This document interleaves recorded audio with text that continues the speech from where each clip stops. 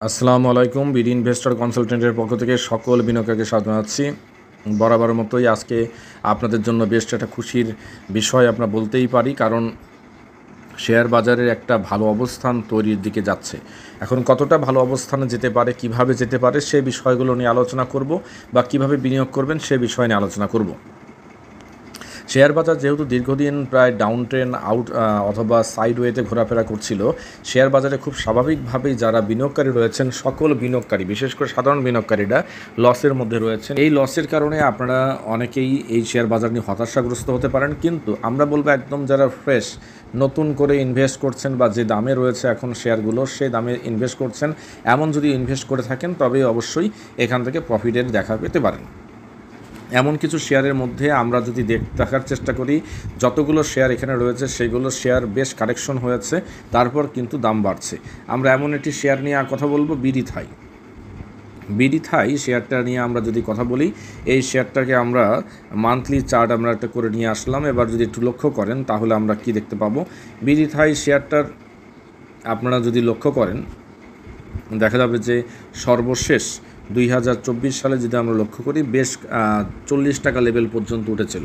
আপনারা দেখতে পাচ্ছেন 40 টাকা লেভেল পর্যন্ত উঠেছিল। সে জায়গাটা থেকে আপনার কমে এসে, অর্থাৎ আপনার 40 টাকার লেভেল থেকে কমে এসে আপনার এখন 22 টাকার লেভেল অবস্থান করছে। প্রায় অর্ধেক আপনার 50% কারেকশন বা 45%-এর উপরে কারেকশন হয়েছে। এই শেয়ারটার কিন্তু এখন ভালো হওয়ার একটা পসিবিলিটি রয়েছে। কেমনভাবে পসিবিলিটি রয়েছে সেটা একটু লক্ষ্য করেন। আপনারা একটু ডে চার্টে চলে যাই। শেয়ারটা কারেকশন হচ্ছে, কারেকশন অবস্থানে নামতে নামতে আপনারা দেখতে পাচ্ছেন 40 টাকা লেভেল থেকে কারেকশন হয়ে নামছে।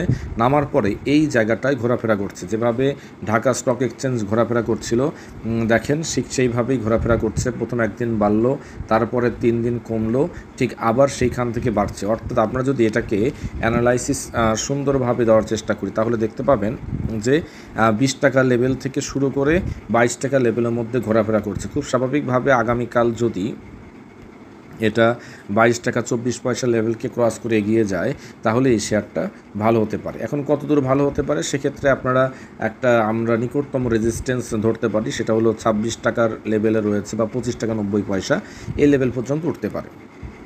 এবং অবশ্যই মাথা রাখবেন, যে কোনো শেয়ার বাজারে যারা এখানে প্রফিট করতে এসেছেন সকলেই কিন্তু আসলে মনে রাখবেন তারা লসের মধ্যে ছিলেন অথবা দীর্ঘদিন বাজার থেকে কোনো প্রফিট তুলতে পারেননি, এমন অবস্থা থেকে তারা এসেছেন বিনিয়োগ করতে। অতএব কোনো একটা শেয়ার যদি 2 দিন 3 দিন বাড়ে, চতুর্থ দিন কিন্তু আর দাম বাড়বে না, সবাই সেল করে সেখান থেকে বের হয়ে আসবে। তারপরে আপনি আজকে যে শেয়ারটা দাম বাড়ছে কালকে যদি সেটা কেনেন, চতুর্থ দিন আপনার সেই শেয়ারটার দাম কমে থাকবে। অর্থাৎ আপনাকে 3 দিনের মধ্যেই প্রফিট টেক করে নেওয়ার একটা চেষ্টা করতে হবে। এখন যদি খুব গেমলিং বা গেমলার পার্টির যদি আনাগোনা না থাকে তাহলে খুব ভালো হওয়ার সম্ভাবনা কম। এরপরে আমরা আরও কিছু শেয়ার নিয়ে আলোচনা করব, তার মধ্যে বিএক্স ফার্মার শেয়ারটিও বেশ কারেকশন হয়েছে। আমরা কারেকশন লেভেলটা যদি একটু দেখানোর চেষ্টা করি, এই শেয়ারটা একটা সময় 250 টাকা লেভেল পর্যন্ত ছিল।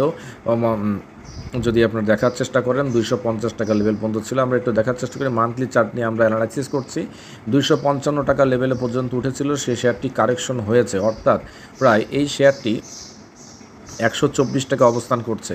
তাহলে আমরা যদি লক্ষ্য করি যে এই শেয়ারটা 130 টাকার মতো এটা কারেকশন হয়েছে, অর্থাৎ অর্ধেকেরও বেশি এর কিন্তু একটা কারেকশন হয়ে গেছে। এই যে কারেকশনটা হয়েছে এখন শেয়ারটার দাম বৃদ্ধি পেতে পারে। আমরা যদি ডে চার্ট নিয়ে এসে এটা অ্যানালাইসিস দেখাই তাহলে একটু লক্ষ্য করতে পারেন যে শেয়ারটা ফ্লোর প্রাইস ভাঙার পরে সে কমতে কমতে সর্বশেষ যেটা হয়েছে আজকের দিনে এই শেয়ারটা প্রায় 5%-এর মতো দাম বেড়েছে, কিন্তু গত 2-3 দিন যাবৎ ঠিক একই জায়গায় ঘোরাফেরা করেছে, ভলিউমের পরিমাণটা বেড়েছে। এখন এই শেয়ারটা যদি ভালো হয় তাহলে এটা কেমন ভালো হতে পারে। আপনারা আরেকটা জিনিস দেখতে পারেন, এই শেয়ারের সর্বোচ্চ যদি নিকটতম একটা রেজিস্ট্যান্সের আমরা ধরি, নিকটতম রেজিস্ট্যান্সগুলো রয়েছে, আপনারা একটু লক্ষ্য করেন নিকটতম রেজিস্ট্যান্স ছিল আমরা যদি ধরি 121 টাকা, সেটাকে ক্রস করেছে।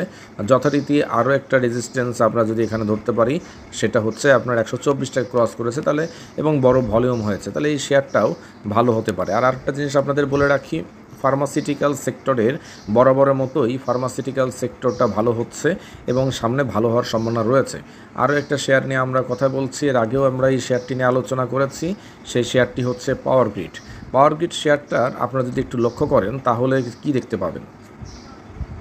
পাওয়ার গ্রিড শেয়ারটার আপনার এখন একটা লেভেলের মধ্যে, অর্থাৎ যদি আমরা একটা বক্স প্যাটার্ন নিয়ে আসি দেখার চেষ্টা করুন। প্রথমে আমরা যদি বলি যে এই শেয়ারটা এই যে অবস্থানটা, এই একটা অবস্থান তৈরি করেছে, এর মধ্যেই শেয়ারটা ঘোরাফেরা করছে, মানে উপরে যাচ্ছে বা নিচে নামছে না, এরকম একটা অবস্থানের মধ্যে ঘোরাফেরা করছে। এইটাকে যদি ভেঙে এই শেয়ারটা সামনে এগিয়ে যায়, অর্থাৎ এই শেয়ারের সর্বোচ্চ যদি আমরা নিকটতম বা বর্তমান রেজিস্ট্যান্স যদি বলি, অর্থাৎ যেটা হলো 40 টাকা 70 পয়সা, এটাকে ভেঙে সামনে এগিয়ে যাওয়ার সম্ভাবনা রয়েছে, বা এই বক্সকে ভেঙে সামনে এগিয়ে যাওয়ার সম্ভাবনা রয়েছে। কারণ কোনো একটা শেয়ার ভালো হতে যাওয়ার আগে এরকমভাবে ঘোরাফেরা করে, দেখবেন ভলিউমও আগের দিনের থেকে বাড়ছে। এটা একটা পজিটিভ দিক, এই শেয়ার ভালো হওয়ার সম্ভাবনা রয়েছে। এবার আসুন আমরা শেয়ার নিয়ে কথা নাই, ডিএসসি ইন্ডেক্স নিয়ে কথা বলবো। আমরা গতকাল সর্বশেষ যে আপডেটটা দিয়েছিলাম সেই আপডেটের আলোকে আমরা একটা কথা বলবো। গতকাল আমরা এমএসসিডি ইন্ডিকেটরের আমরা কথা বলেছি, যেটার বাই সিগন্যাল আমরা পেয়েছিলাম। এছাড়া আমরা বাই সিগন্যাল পেয়েছিলাম, আজকে চমৎকার বাই সিগন্যাল এসেছে, আপনারা একটু লক্ষ্য করতে পারেন। গতকাল হচ্ছে খুব সুন্দর বাই সিগন্যাল এসেছে। আমরা আরও একটা ইন্ডিকেটর যেটা মুভিং অ্যাভারেজ আপনাদেরকে দেখানোর চেষ্টা করেছিলাম, এই মুভিং অ্যাভারেজটার উপরে বাজার কিন্তু আজকে গিয়েছে, অর্থাৎ এটাও কিন্তু একটা পজিটিভ দিক যে বাজারের একটা ভালো সম্ভাবনা দেখা দিচ্ছে। এবং আরেকটা ইন্ডিকেটরটা আমরা গতকাল দেখেছিলাম, গতকালকে চেয়ে আজকেরটা আরও ভালো আসবে, আরএসআই। এই আরএসআই ইন্ডিকেটরটা আপনি একটু লক্ষ্য করুন। আরএসআই ইন্ডিকেটরটা বর্তমানে ঠিক 50-এর লেভেলের কাছাকাছি, অর্থাৎ আমরা যদি লক্ষ্য করি আরএসআই 45 অতিক্রম করেছে, গতকাল আমরা 36 লেভেলে দেখেছিলাম। তার মানে বাজারে মানি ফ্লো বাড়ছে, বাজারে ভলিউম বাড়ছে। আপনারা লক্ষ্য করছেন ভলিউম, আমরা যদি লক্ষ্য করি ভলিউমের ডে বাই ডে ভলিউম কিন্তু বাড়ছে, এটা একটা পজিটিভ দিক। এই যে ভলিউমগুলো বাড়ছে এই কারণে, এবং সাথে সাথে বাজারও পজিটিভ, অনেকগুলো শেয়ারের পজিটিভ রয়েছে, এবং কারণ হলো সবগুলো শেয়ারই বেশ কারেকশন হয়েছে, তারপর পজিটিভ সিগন্যাল দিয়ে সামনে এগিয়ে যাচ্ছে।